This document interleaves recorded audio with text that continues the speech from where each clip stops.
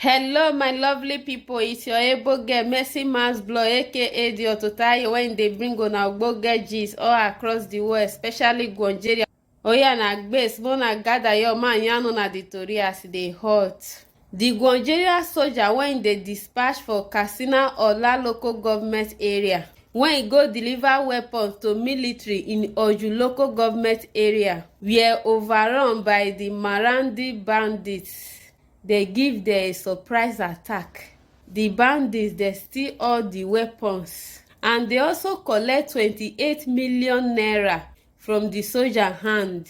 The senior officer come outside come talk say they don dey investigate the situation, but the attack surprise am. Say how come the soldier dey easy to rob by a group of bandits? They still carry the army cafety along, some machine wey dey inside the truck and 2,000 rounds of ammunition. They carry all of them. Him come talk say but now they don deploy 72 special force battalion, anti-bandit information and operation Stroke who dey the area now to rescue the missing soldier. They dey inside the bush dey find bandits. Very surprising thing. Before they fit rob soldier like this without no disturb, no battle. I don't know what will happen next though. So my people, may we go to another news as e dey hot. The 4 leaders of bandits when they terrorize Katsina state don come out from their hideout in the forest come meet police say they wan denounce their trade, say they no wan be bandits again.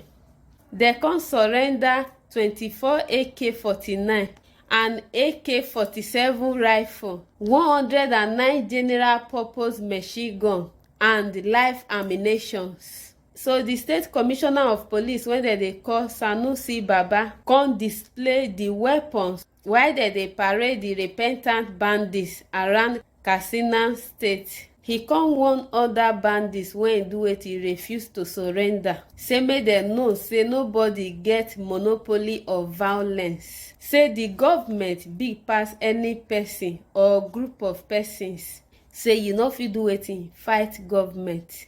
The police chief come talk say they go collaborate with other security agencies in the state to deal with bandits who refuse to accept peace. He come assure people of the state say banditry and other crimes go soon be history.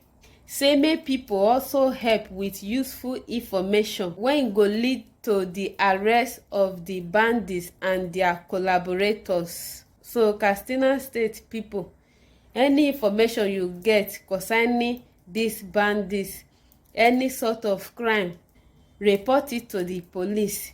They will help the state to fish out that person. Any kind of crime, any kind of bandit movement you notice, report to the police. Now I say ma come do wetin, let una know my people. Please like, comment, share. Also follow me on my Instagram and YouTube. Stay safe and expect more ogbonge gist.